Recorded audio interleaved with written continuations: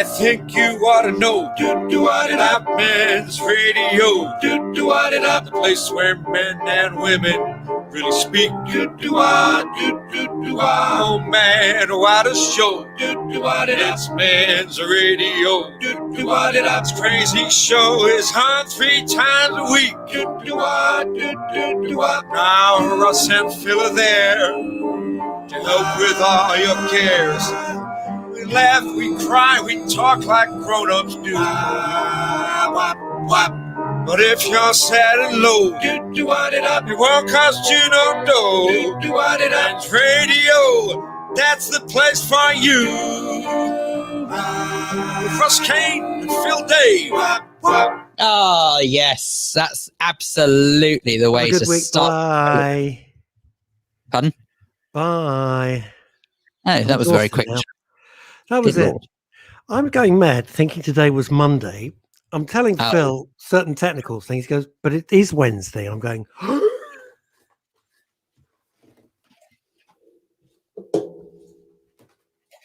just in case you're on radio, Russ Kane is holding up a t-shirt saying, I may be wrong, but it's highly unlikely. Now, hey, speaking of radio, Mr. Phil Dave of Hertfordshire. From Monday, our show is being beamed out, you and I, our show 3 times a week, beamed out on another radio station. Oh. Quite a big one. So won't we be known as Men's Radio anymore? It's going to be known as the Linda Dave Radio Corporation. Ooh, the LDC. That might count. What do you think of that? Huh? What do you think? No, of course it's going to be men's radio, but I was approached some time ago. Devon's conversation. Say this again. LDC, leading Devon's conversation. Leading Devon's conversation. Now, Phil, I understand you've found a lovely new type of cream to put on your scones. God almighty. Should we say hello to some people? Then I'll tell you about the exciting news. Yes. I haven't even broken to Mr. Phil Dave of No Fixed Abode. Can we just say at this stage, Chrissy Holt, this is a very sad day, Chrissy, and we're very sorry. So we are. Oh, God. Chrissy, I'm so sorry. But Chrissy, we're very pleased that you are here, and we are, I hope. We're pleased you're here. We feel your pain. We really do. I can assure you. I'm not just saying that. Oh, God, that's horrible. Probably not the time to mention that my little baby boy is 40 today. Good Lord. How the bloody hell did that happen? He's probably the most irritating person I know. Just so bloody irritating. Right, let's say some hellos to people. Sharon Bierman. Hi, boys. Loving the new hair. Well, it just arrived from Amazon. I'm quite pleased with it. What do you think? Sharon Bierman also says, I've got no sound. Well, probably need a radio or a computer or something. If you're just standing on Mill Hill Broadway, with your hand cupped round your ear, nothing's going to happen. Penny Horner. Here is Grumpy Kex. And here is old Grumpy Kex. Wow. Penny Horner. Well, okay. At least she's wearing Kex. That's something. It's an improvement. You know what she's like. Yes. Showbiz. You know what they're like in showbiz. Sharon says she has. Coats and no knickers. Good news, everyone. Sharon has got sound now, so we can release. Hey, Ed Grossman, happy Sunday. Sunday. Sharon, there are some who say that this show is more enjoyable when it's silent. Without sound. Yeah, I know. You can just see 2 idiots. Or if you're listening on radio, nothing. If you've got no sound. Ed Grossman, hello. Sen Monroe, hello, everybody. Hello. Hussein, he's great. Welsh, he's Welsh. Via Poland. Good afternoon, Angela Lee. Or Ang Lee, as I like to say. Ang Lee with crouching Angela, hidden Lees. That sounds. We've got fog. I believe that was Russell's impression of a foghorn. It is. And Melanie Hutchins, whose middle name is, what's your middle name? It's something weird, like Dave, or something completely bonkers. Oi, there's now wrong with having the word Dave in your name, let me tell you. What if you're a girl? Your middle name? Hang on. My mother's surname is Dave. That's a surname. It's not a middle name. It's not Linda. It's not Linda Terry Dave, is it? or something. Terry's also a female name, I suppose. But yes, I hear you. Not really. Unless you wait at the gates of heaven for me, Terry. Oh, it's John. Thank you. I knew it was something. Melanie Hutchins' middle name is John. It's so mad. And your parents couldn't even spell Melanie. Oh, Get a load of that. No, it's Melanie. It's Melanie, like a melon with an E on the end. Now, exciting news. Phil, are you paying attention or are you checking your fly? Because I don't know what you were doing just then. What were you doing? Well, my phone's next to me and it buzzed, so I wanted to see. Why is your phone on? I'm sure that talk radio can survive.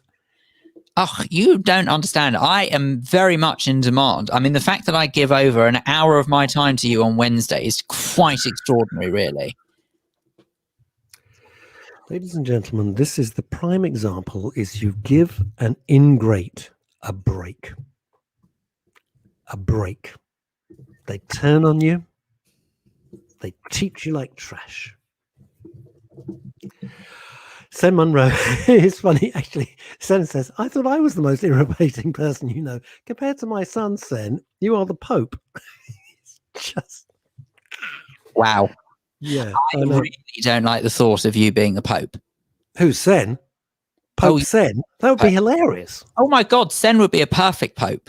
Yeah, I go, obviously. Hi, everybody. Thanks for coming to the St. Peter's. I've made some tana masalata.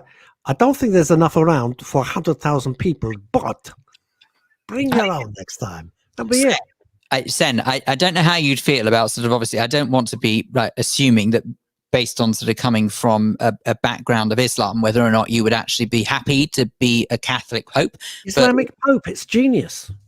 It's genius. The first Islamic Pope. You've made a Turk Catholic. This is brilliant. This is. He could be the Turkish delight. The Daily Mail would call him, hey, Pope Turkish delight. You know. It's fantastic. And then the Daily Mail would then say, Vatican, no, Vati can't. You could write the headlines now. You're quite.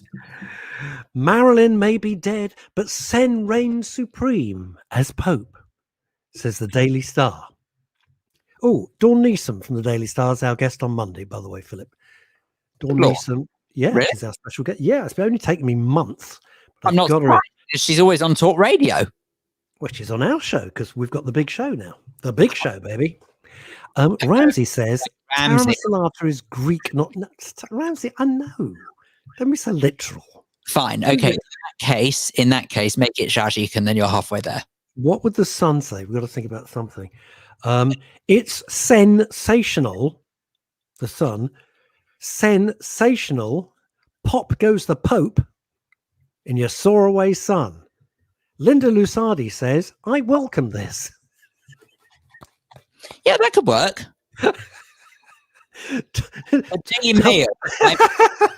Daily Mail might take a slightly different approach, and I probably wouldn't be tempted to read out the headline there. The Sun would be great. It would be, our religious correspondent Linda Lusardi says, from her luxury home in North London, surrounded by her beautiful children and handsome husband Sam, I think this is a great step forward with religion, says Linda.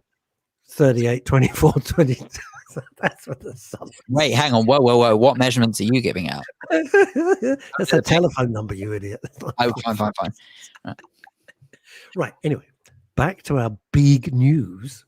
From Monday, Phil and I, 3 times a week, are going out on this other radio network as well. I'm very excited about it. So nothing's changing here, but the people were listening to it said, "Oh man, we really like this show." And I said, "Well, when you come out of Broadmoor, give us a call. Once the doctors have signed you off." Anyway, there we go. They like the show. So we're going to be going out on another radio station called the Deluxe Radio Network, which is all over. Apparently, it's huge. Oh, can we get an old English sheepdog?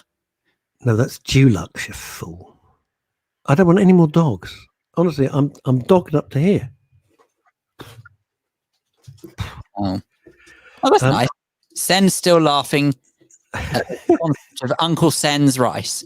Uncle Sen's rice was hilarious. We wouldn't be able to call it that now. It was so politically incorrect. It was so politically incorrect, which is why everybody loved it. Oh, I didn't think it was politically incorrect. I thought it was funny. Well, of course it's funny, which means obviously it's politically incorrect if it's funny. Ramsey says San Monroe and Italy kicked out all foreign students, including my cousin studying in Rome. So he ended up studying in the USA. He's now a successful dentist in Arkansas. Okay, well, everything happens for a reason. Ramsey, come on now. It wasn't Sen. Don't be silly. Sen did it. Sen, they don't make a move in the Vatican without consulting Sen. It's a fact. That's like me blaming Germans for the situation in the 1930s now. That's daft. That's ridiculous. Wasn't their fault. It's all done by one bloke. One bloke did it. Nobody else. Germans didn't get involved. One guy and a couple of his pals. But it's not by Germans now. Goodness sake. As Bob Dylan says, we're all friends now. Here comes the radio twice a week. He comes on the radio twice a week. Not Durex radio, Richard. Stop it. Stop it. This used to be a family show before you lot got in. Well, it's not much of a family if you're going to use Durex. It'll be a very small family. It won't be a family at all. That's true. You and your partner. Wondering why you haven't had kids. Now then. Band. Pope would take the kebab instead of the strange little white thingies. Oh, you see, people are running with this. They're loving this. The idea of the first Muslim Pope, Sen Monroe, St. Sen of North London, right? And instead of the communion wafers, he'd be giving out like dolmades, a little bit of this, a little bit of that. Yeah, let's get off Sen Monroe's boring me now. Yeah, it's boring me. Your mum, you're right. Is that your new photo? What new photo? What are we talking about now? What did I do? Everything, Sen. I haven't got time to go through it. I haven't got time. Ask Ziggy. Ziggy knows. Now, talk about reading the room. I just want to touch on this, Phil. One of our lovely, lovely listeners, sorry, I didn't mean to use that phrase for obvious reason, Kimmy Lashmar. We love Kimmy Lashmar. She's very nice and very supportive and all the rest of it. And on my Facebook, I did a tiny little tribute. I got the news feed because it comes up on my laptop all the time that Sir Tom had died. So I did a little, stop it, Emma. So I did a little tribute because I thought he was a truly great man. And, he was. It's amazing what he did. And it is exemplary in so many ways. And I don't need to underline it. It's too obvious, We don't have to be Phil and Holly here and state the obvious. He was a great man. End of. You know why.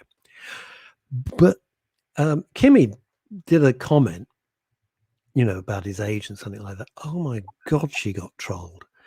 And Kimmy, if you're listening, I'm sorry you got you got absolutely hammered on my Facebook page, which is, my Facebook page is just there for fun, hopefully, mostly, and sometimes me having a rant, but it's not there for people to get hurt and trolled. And life is tough enough.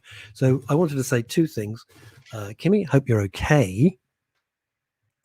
And I'm sorry you got trolled. But there's a great phrase that my mate Hilary O'Neill says, who's been on the boards for many, many years. She says, read the room. Just read the room. There's a time and a place. And I think people were feeling a bit of a sense of loss. What did he mean to you, Phil? Says Holly. I think it's very important to say, obviously, I think it's very sad when anyone dies. And make no mistake, I think the fact that he single-handedly pretty much inspired a nation to raise £33 million. 39? 33, according to BBC. I know that a lot of people say 39. I don't know where the figure 39 according to Phil and Holly, 39. Right, okay. Well, let's just say... And Phil and Philip Schofield would never lie. Anyway, let's just say that assuming that the sum of money is somewhere between 33 and 39 million pounds, I'm guessing that 33 at the time of the reporting of it and 39 is more latter in terms of sort of what actually was the final total. But somewhere between 33 and 39 million pounds, whatever the heck it was a blooming impressive achievement. And make absolutely no mistake, hugely admirable. I can't pretend to be shocked that someone of the age of 100 who contracted pneumonia first and then was tested positive for COVID has not survived that. It is, of course, horrible and really unpleasant for his family, but I can't pretend that I feel a great sense of loss like so many people do when I, if I'm honest, don't. I just think it's very sad. But people are dying every day, as we know. I mean, exactly the same way that yesterday alone, 1,400 people lost their life to COVID. I don't remember anyone mentioning anyone else by name, and feeling sad about it. Yeah, I think it was more what he represented. He represented what we used to be. Yeah, he represented what we used to be here. Yeah, your mum sorted it out. 39 million because of gift aid. There we go. Right, understood. Okay, got it. Kimmy Lashmar, by the way, says thank you, Russ. Kimmy, I'm not one for people going overboard. Life is hard enough. Everybody's going round the bend. We're doing our best here on men's and women's radio, and there's no point in being brutal to each other. Life's brutal enough. It's just horrible there. Now, a lot of people think this is interesting from Paul Andrews. This is really an interesting point. A lot of people think they should feel a sense of loss than actually feeling any real sense of loss. I would say that for some people on TV, quite possibly because it's in their script and they've got to do it because the producer says, we've got to do a St. Tom thing. And they go, okay. And that's what they do. However, I think we genuinely we didn't know this chap, but we admired him. He was everything that we'd kind of like to be. Everything. I thought about it. He was 1 year younger than my dad. My dad died in 2000. 1 year younger than my dad. Amazing. If I think of my dad doing that, that would ever happen. Richard Todd says, I agree, Phil. I posted something after Russ yesterday posted. He was 100, and what he did in the last year surpasses anything that most of us will do in our lifetime. That is to be celebrated. Absolutely. But I tell you the reason why I'm slightly sort of surprised by the coverage. I think there's a couple of reasons here. So I might go off on a little tangent, but bear with me. If you find that I hate the word celebrity, but let's go with it. So someone who's in the limelight, who you followed most of your life, if they die, you feel sad because you feel like a part of your life and interest has gone. Yes. You followed them for a considerable amount of time. Okay. Yes. That's a chunk of your life. Yeah. With Captain Sir Tom, no one had heard of him before last year. Okay. Right. So he's only actually been a part of our lives, as it were, for the last year, an intense part and an amazing and inspirational part. Please don't think I'm denigrating him. I'm trying to sort of explain my thought process here. Okay. But he's been an integral part of this pandemic for the last year because he's tried to inspire people. Absolutely get that. Wonderful. Yeah. But he is, unfortunately, another statistic of COVID. And I don't have any emotional or personal feeling towards. It's hideously ironic that he became a statistic of COVID, especially, when you consider that what he did. Your point, though, was that he had pneumonia. Absolutely. And when you get it's a horrible fact of life, but let's be grown up about it. Men's radio is radio for grown-ups, as they say. When you get pneumonia and you're 100 years old, it's not good news at all.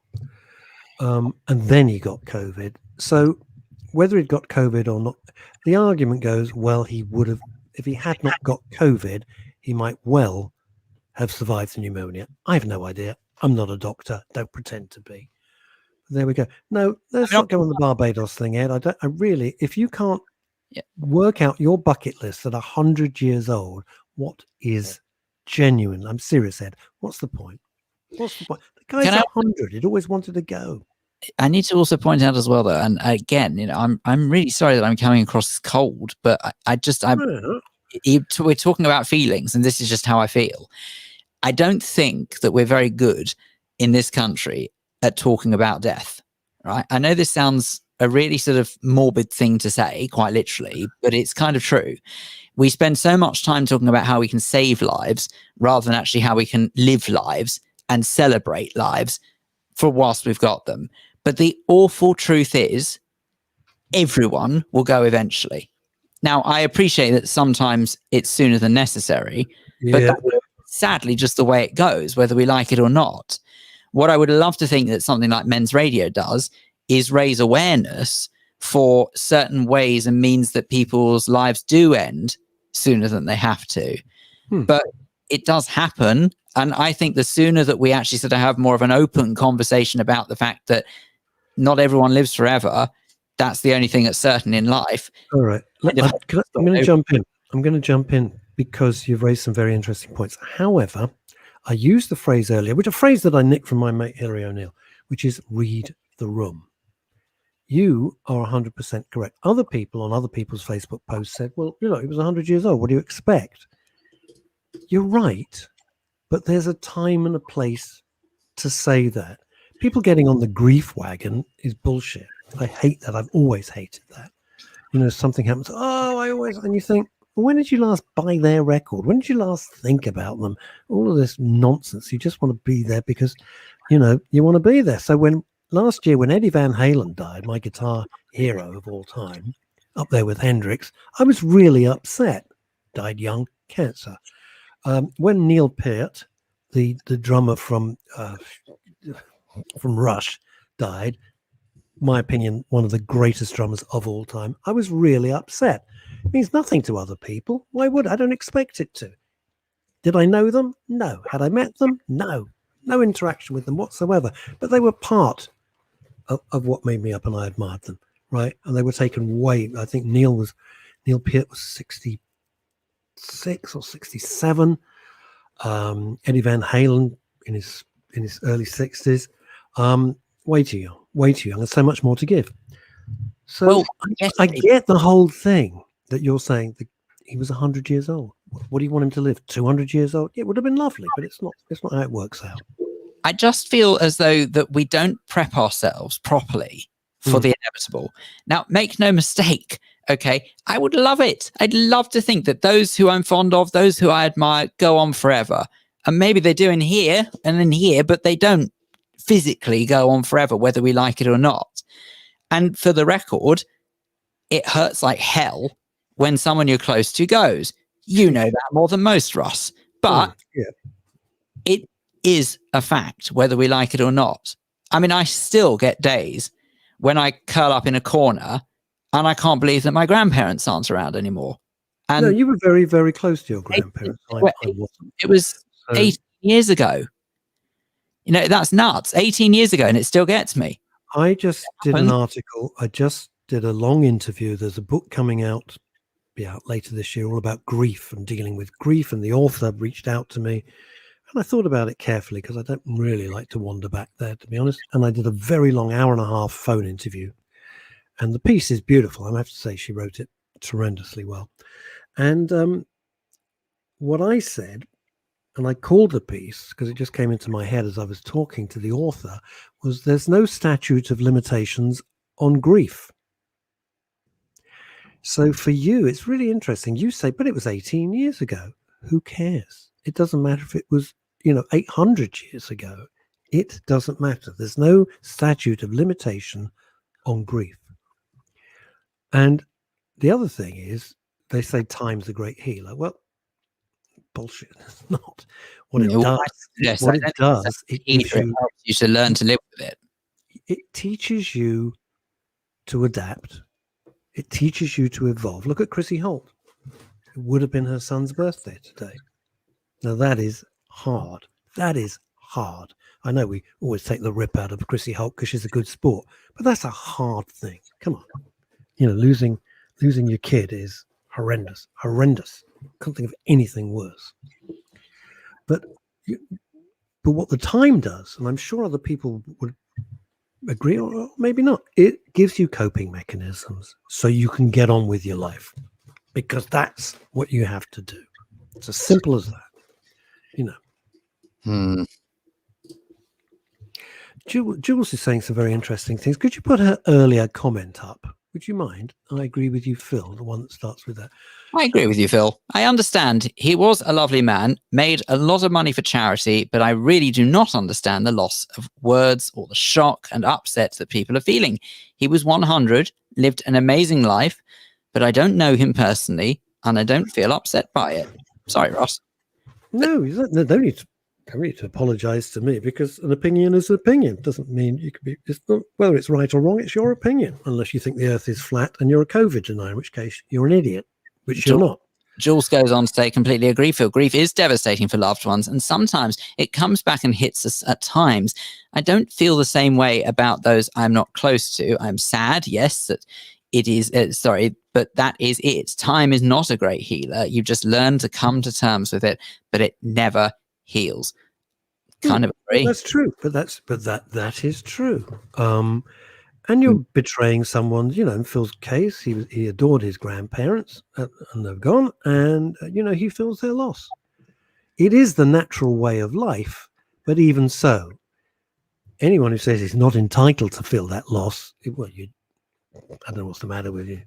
Check your pulse. You could be dead yourself. Stephen Marsh said, it's sad, but his family and loved ones will have such lovely and special memories of his latter years, all that he did and achieved. More than all of us put together will probably ever achieve. It's great. It's great. If you think he just thought he'd do a little thing to raise £1,000 and wander around his garden. The idea was that simple. I'm making huge admiration for him, by the way. Yeah, it's a phenomenal thing. Now there's calls for a state funeral. Some of you may say, "Oh, that's ridiculous." Yeah, there's a lot of people saying, "Give him a state funeral."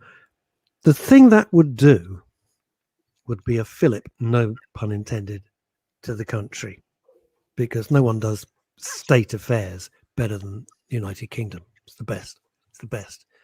Makes America look like amateurs, and I think people would love it. There you go. I think the last non-royal state funeral would have been Margaret Thatcher. Yeah, wasn't sure that should have been a state funeral. I mean, I'm not getting into politics. I was just okay. Ed Grossman says, Russ, Phil, the reason why people are upset because it reminds them of being mortal. You betcha. You betcha. Because everyone listening and watching this show is thinking, I'm not going to be a COVID statistic. Screw that. It's not going to happen to me. 1,400 people die a day. 1,000 people a day. Ain't going to happen to me. Well, who the hell knows? Speaking of which, I'm having my jab tomorrow. Are you? Out of the blue, I get the text from the NHS people, and I'm going off to the hospital and having my vaccination tomorrow. I'm bracing myself. You might be stuck with me and Alexander Lichtenfeld on Friday if he's had a bad reaction. Don't say that. I'm assuming I'm just like when I get the flu jab and all the other things. I just wander out and, hey. No, you'll be fine. They normally say that the worst most people get is just a sore arm. So just hang on in there. I could deal with a sore arm. I don't want to be like, I don't want to be in bed like your mum for 2 weeks. That wouldn't be good. She wasn't in bed for 2 weeks. She was in bed for the best part of 5 days, but still. I don't even want in bed for 1 day. Sue Cressman says there's a 6 p.m. clap to show respect for Captain Sir Tom Moore. I will be for him and have admiration for him because of what he achieved in World War II and for the NHS. Couldn't agree more. And Sue, I absolutely plead with you and others to not misunderstand. I have huge admiration for him and for others who raise money for the NHS. As for those who did it for World War II, you will never know what I think of veterans. Never, because I have nothing but admirations. And I think the way that we actually treat veterans in this country, frankly, is disgusting. Oh, it's shit. It's absolute shit. And that's all there is to it. Just cut through the nonsense. They should be immortalized as far as I'm concerned. Worship. Penny Horner says, sit up straight, it's Penny Horner. Sit up straight. She's watching. God's sake. I'm going to get a phone call.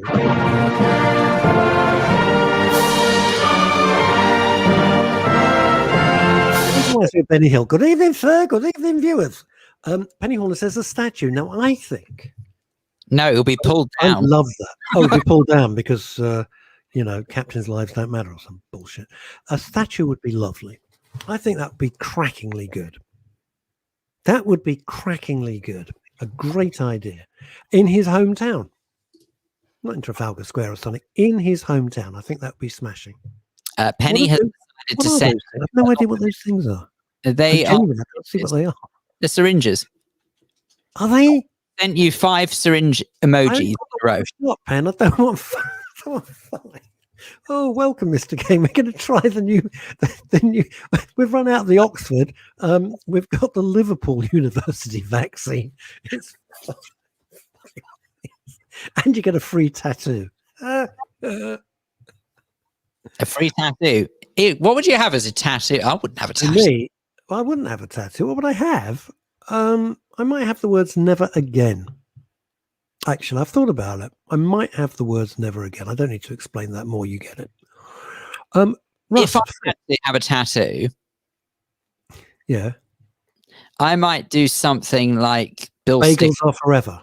No, Bagels lives matter. No, I'm thinking something along the lines of Bill stickers will be prosecuted. Yeah, Bill stickers will be prosecuted. George Davis is innocent. You're too young to remember that. Everywhere across London, I didn't know who the hell George Davis was. George Davis is innocent. All right. Okay. Oh no, I know. Actually, much better. Much better. Go on. Tattoo would say, "Don't touch me. I don't know where you've been." I thought your tattoo would say "kosher for peso." Now, Ed's come back.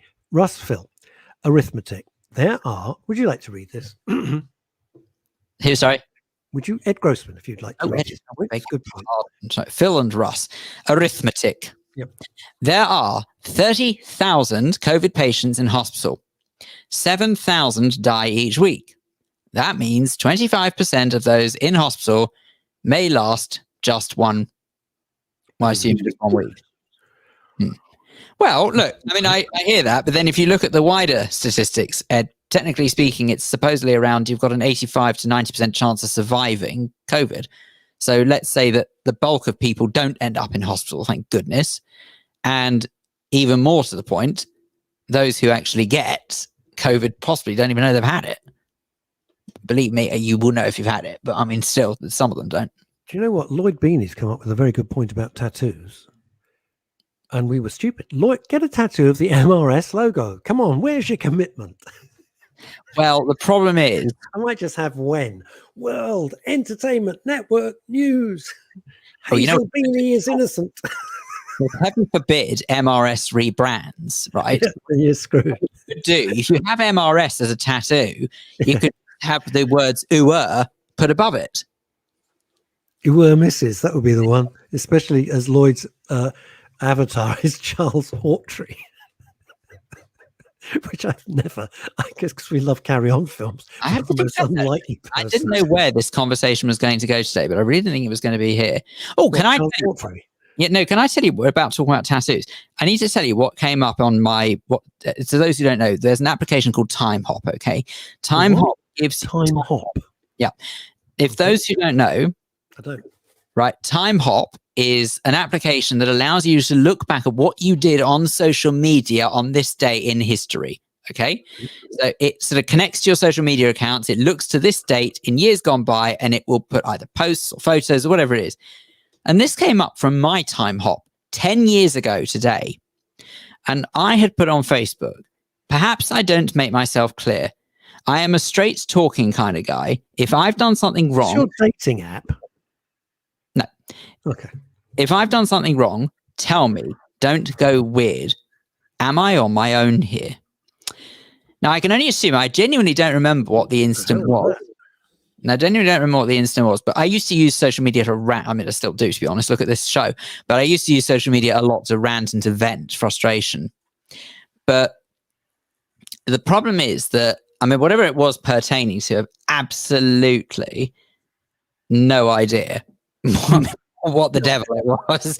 But even so, all I know is that it would have been possibly a friend who, rather than talk to me about something that I had probably done to annoy them. I'm sorry, I'm just reading Kimmy Lashman's thing. She says, you guys love Time Hop.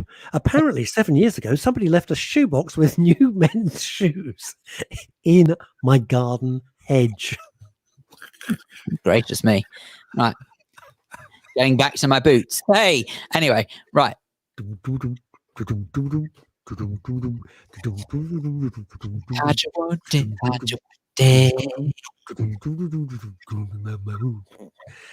Anyway, I was saying I don't actually know what I had done to annoy this particular individual, but I can only assume it must have been something. Oh, And just they turned put up. me in silent treatment, and I have always been the type of person who absolutely can't stand the silent. But I can't stand the silent treatment. If someone has been annoyed by anything I've done, I would far rather they actually had the backbone to tell me. Yeah, well, okay, how long you got? No, but this is it. This is obviously that was what I invented about 10 years ago today. And isn't it funny how I kind of didn't realize that even 10 years ago, I was reasonably good at expressing feelings before men. More than feelings, trying to forget love. What was that? Morris Albert. Did he have any other hits? Ed Grossman, come on, you know these things. Lloydski, come on. Stephen Marsh, was there a man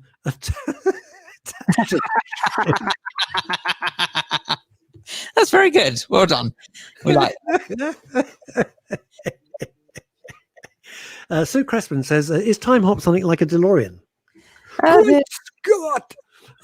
Probably. Could be. The other thing is, thank you, Sue. So apparently I might feel a little tired on Friday after me jab. Morris Albert, apparently. That's what I just said, Morris Albert. Very good. Feelings, nothing more than feelings. Weird. Oh, this is so sad from Chrissy. It's so sad. Earl, that was her late son. Oh, God. Earl always phoned me on my birthday and my dad's, who had died. That's when it hits me. Most time I'm okay.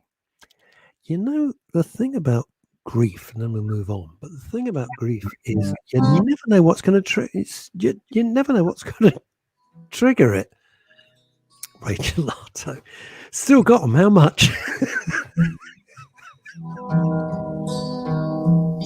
Nothing more than feeling.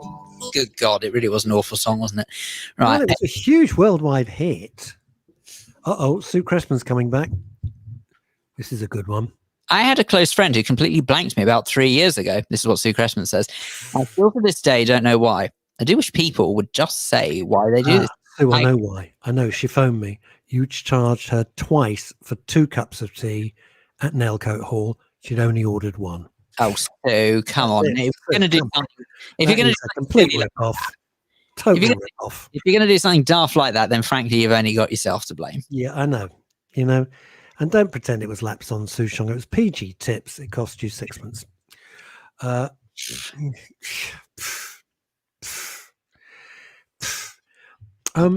went for a walk yesterday. Over a new leaf. Sue's got a brand new bag. Tea bag. I went for a walk yesterday. Well done. Thank you very much. With the dog. I went into town. Oh my goodness me. Wait, if you're going to soon, I might need to ask you to do something. Right. That ain't gonna happen. I went for a walk because you know it's like with the joggers here and everything else, it's like that is it. Thank you. I'm glad that here at Men's Radio we could solve. You see? See, was it? Now it's come back to you now, hasn't it? Sue, isn't it always so much better to talk these things through? We've sort of talked it through. Maybe you could phone your friend up and say, look, I'm sorry about overcharging you. Sue, I tell you what, give us the number, we'll phone her live on air. It's just a talk. Do you know what? Just you know what we could do? Feature. I've got it. This is it. And I'm going to start with Lloyd Beanie on this. Men's radio station presents Broigus Break. Can I just say, I've a very presumptuous... One of my best ideas ever. Broigus Break. You phone us up. You tell us who's got a row with you. And we sort it out. Well, Phil does. I just laugh. Come on. It's a winner. It's got winner, chicken dinner all over it. It's great. Oh, hello, Doreen. Doreen, hi. You don't know me. I'm Phil Day from Men's Radio Station. I got Sue Cressman on the other line. You blanked her 3 years ago, and we want to know why. Genius. We could call the feature "That's Just Feud," or blown a feud. Just fruit. The Broigus interlude. I like that. That sounds more like classical. That's something like Classic FM would do. Yeah. Now on Classic FM, Mozart in B minor with the third movement of the Bruegger's Interlude. Or we could do something like Conducted by Leopold Stravinsky. You know what we could call it? What? Ode to Bruegger's. Much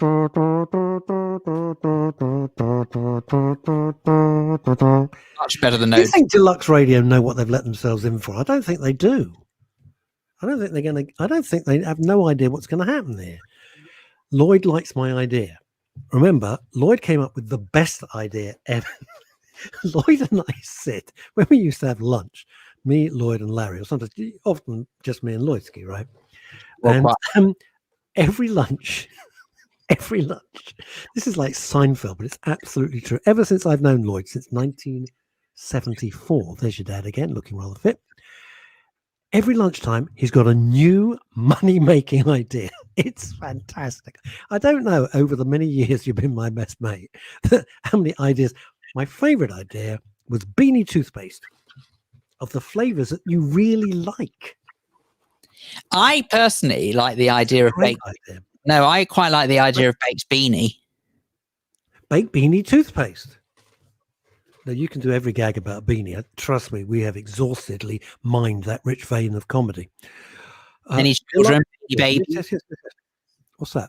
Any children, beanie babies? There's millions, and they all look the same. Yeah. Somebody's got the beanie face. It just cracks me up. Yeah. All of them, they're fantastic. They've got the beanie face. There is just one face that they all have. They're all fantastic, kids. They're great. I'm very, very fond of them. Well, if he goes around haranguing, Mr. Straw, then he could be Jack and the Beanstalk. I thank you. It's a tumbleweed blowing through the studio.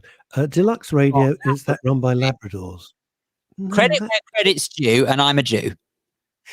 Record it behind the corporate HQ of Backstreet Boys.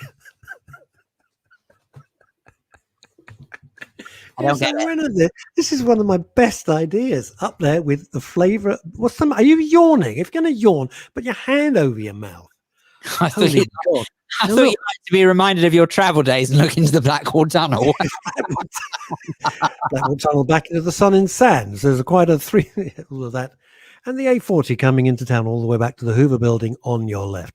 Ed Grossman, Russ, I saw lasagna toothpaste. Oh, God. Lloyd came up with this great idea of great flavored toothpaste. I thought that was marvelous. That was good. Yeah. Bruegger's Zone.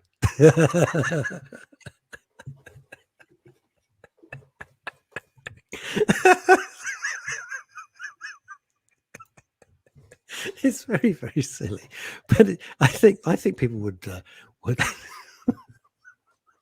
Anyway, the point I was trying to make, I went into town, masked. I can't tell you what I was like. It was like I was going into, like it was all like Chernobyl. It was like, and because empty, wonderfully empty.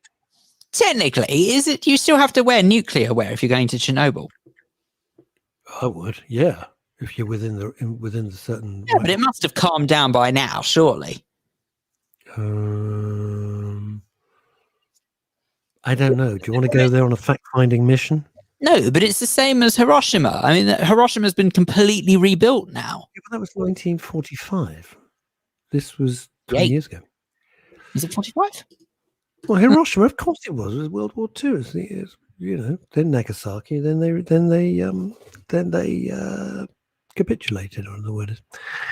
Now then, I like this lasagna toothpaste. Well, I remember the date of Hiroshima. It's the 6th of August. Right, Chernobyl is still radioactive, says Ramsey. It is. It will be for hundreds of years. Wow, hundreds of years. Ed Grossman's got a big question coming up. Try and look intelligent, Phil. Start now. We've got about 10 minutes. It'll work. What's the big question? Okay, you got our attention. Go on, Ed Grossman. Big question. Give me the big question. Yeah, I thought you said you types it.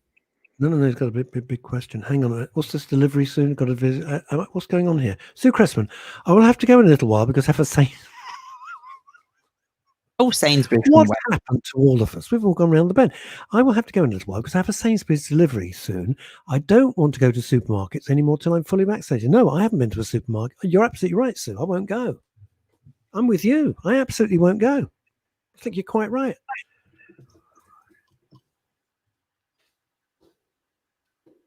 There we go. Ruthie Siegel, listening in France.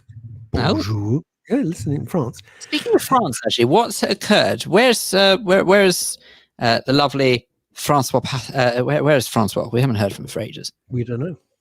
I haven't seen many comments from her. I hope she's all right. Ruthie says, reminds me, she's not French, by the way. She just reminds me of something I wrote many moons ago. This is Radio Lockenberg, Station of the Source. Hang on, are you telling me that she chooses to live in France? Yeah, she chooses to live in France. She was an accountant. Go figure. She was an accountant, and a rather good one too. And then she must have retired, I presume, and then goes to live in France. I'll say it again. Go figure. There we go. Doesn't add up. The comedy proceedings of Mr. Russ Kane. Take it away. Thank you. Take it away. Take him away. Ed Grossman. For the record, I'll add to that. Thank you. We can keep going until... I'm not going to take it away from you. Hey, we're on an equal footing here. This is only a percentage of the show. I mean, arguably, there's no decimal point. We can keep going to find one you like. I don't mind. Thank you. Here we go. Ed Grossman, what is the COVID station in the space? There can't be COVID up there, can there? What's the COVID status in the space station? Presumably zero. Well, sadly, all pubs and restaurants have had to close on the space station, and you're not allowed more than groups of 2. Yep. Yep, and you're not allowed to remove your helmet actually either, because they think the germs will transfer that way. And potentially they say that unfortunately COVID might live a bit longer up there because of no gravity, so it doesn't sink anywhere, so it floats in the atmosphere a bit longer. So actually you go into isolation for 25 days up there. I just made all of that up, but I think it sounds convincing. Listen to this. People do reveal the most extraordinary things. This is Sue Cressman, the grande dame of Nailcoat Hall. Oh goodness, that happened to me too. My ex buggered off when I was in a hospice with my cancer, nice, and wanted to come back when I was cancer clear. I showed him the door. Well, you've shocked us there, Sue. That's you being unreasonable. He was busy. He had things to do. That's just crap. Absolutely shocking behavior. Most important thing, you're successful, you're well, and you're here. That's the most important thing, and the heck with your ex. Ed Grossman, what happens when people get there from Earth? Ed, I'm not running the universe. Phil is not in charge of the International Space Station. Oh, hang on. Phil, are you in charge of the International Space Station? Is that under your remit? You know you're a Microsoft engineer fully accredited. I could well be. I've never thought of it before. Yeah. Do you think it's one of those things that's sort of inflicted on you? It's the same kind of way that you control the weather.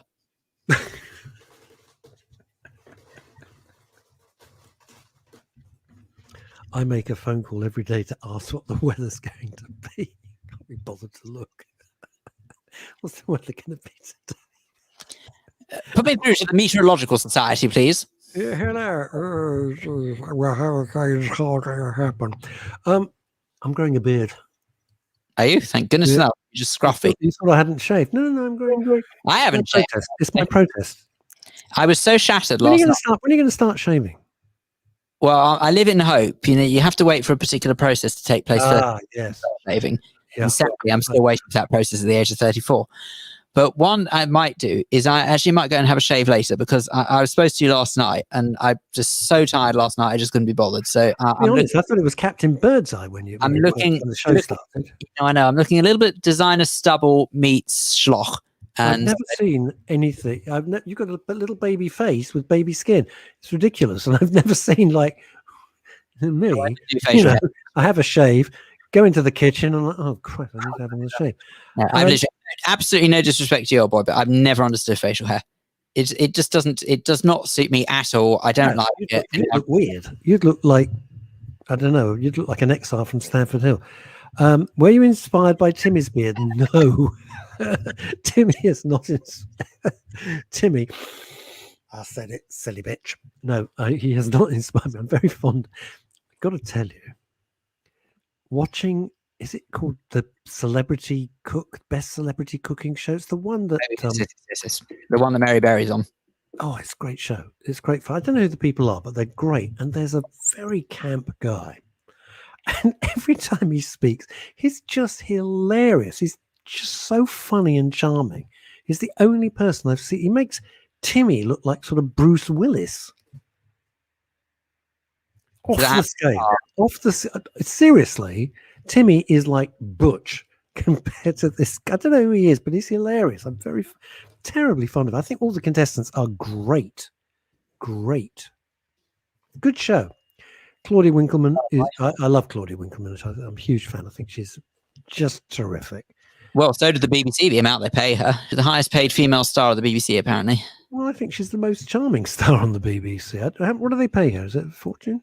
And I don't know the exact amount, but I know that she is the highest paid female staff at the BBC. Plus hair adverts and everything. Well, I know, right? She's head and shoulders above the rest. Hey, that's also a charming advert. I hate most adverts. I hate. That was my living. I wrote them all, but I love the one where she reads out the texts and the tweets. It's hilarious. Right. I might have made a mistake. What's the matter? I received an email from a certain club that you and I are rather fond of and members of. And it was promoting a limited edition. Hardberg. I might have bought. You didn't. I might have bought. Should I not have done? Well, I don't like that. I don't like that particular taste because it's very, very peaty. It wasn't cheap, was it, young Philip? No, that's why I think I made a mistake. Well, are you going to open it? Are you going to drink it and enjoy it? It's collectible. That can't be asked. Phil, is Claudia Winkleman paid more than Zoe Ball? What I understand. See, I've never been a Zoe Ball fan. Claudia, I think, is I just love her. I think she's hilarious. From what I understand, the order is Claudia Winkleman, then Vanessa Feltz, then Zoe Ball. Excuse me? That's my understanding. What? As far as I know. Oh, hang on. Tess Daly features quite hard. No, Tess has got to be above her, surely. Tess has got to be paid more than V. You are kidding me. I wonder why I hadn't heard from her for a few years. Let's not go there. Anyway, there we are. Now, Chrissy Richards. God, that's pissed me off. Chrissy Richards, watch on February the 6th at sunrise. Yeah, you lost me at the sunrise. Anyone who knows me, forget it. Chrissy, sunrise. Ain't going to happen. Okay, I do beg your pardon. Apparently. Can't be right. Right. So when was this published then? Because this must have... yeah, okay. So it's changed then now. That makes much more sense. Let's hear the figures. Come on. Okay. So the top paid presenter. Do you know who that is? Is it Phil Dave? I can only dream. Is it Alexandra Lichtenfeld? No. The top paid... Penny Horner? No. Is rather disappointingly Gary Lineker. I don't watch it. It means nothing to me. I don't know what he does. It's football things. I don't know. 1.75 million salary. Hang on. Let's see if I could do this job. So there you go. Tottenham through to the next round. Tottenham 3. That was a multi-million-pound performance. Totally. I could do that. Yeah, brilliant. Well done. Right. Then apparently, it is Zoe Ball. So clearly it's changed. I'm so sorry. I did not realise that. Wow. So Zoe Ball. 1.36. Get the. But what is she? I actually don't know what she does. Is she on Radio 2? I've no idea. It's genuine. I don't know. Radio 2 breakfast. She gets paid 1 point what? 1.36. Yep. And by the way, can I just tell you that if anyone who questions this is coming from the BBC website. This is an article written. You know what other bunts they're making? God almighty, that's just the tip of the iceberg. Obviously, before he left, Yeah. Obviously, before he left, Graham Norton was then third at 725,000. But in terms of the top female staff, you've got Fiona Bruce, who's on 450,000. Vanessa Feltz, who is on 405,000. And curiously, I'm not entirely sure I agree with this. Lauren Laverne, 395,000. I saw Lauren Laverne interview Graham Norton. We went back in the days when we had a live to the Ecclesiastical Centre. It was a beautiful, beautiful building just off Westminster. She was really good. I didn't know much about her, and it was a very charming interview. It was a great evening of him being interviewed. He came across as great. I happened to be in the BBC studio. Nobody knew these figures, right? It's 3:00 in the morning. I've arrived to do the paper review, and the BBC have just released the salary figures for reasons that I don't know why they did. They had to do it. I thought, and I'm not exaggerating, I thought this is 3 in the morning, so there's only a skeleton number of us, right? I thought it was going to be a riot.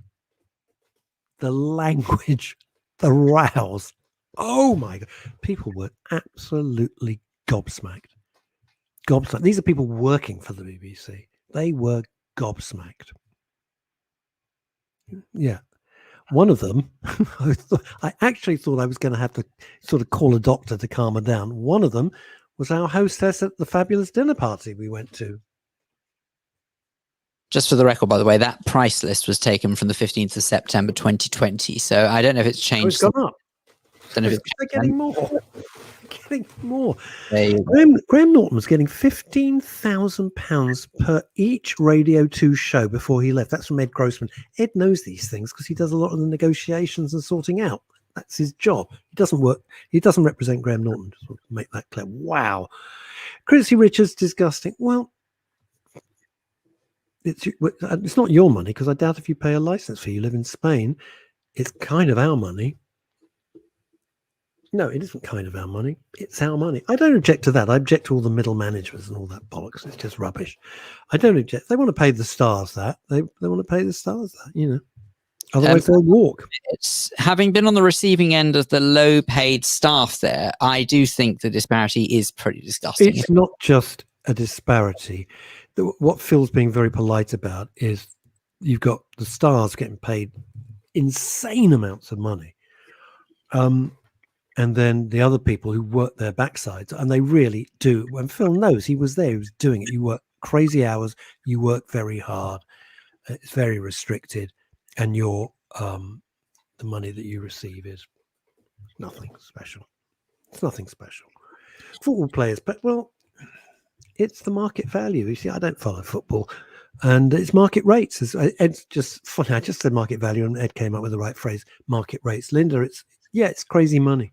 Those are the market rates. That's what they're willing to pay. So, what the heck, you know? Kimmy Lashmar says, "Would you like to read this?" It's a good point.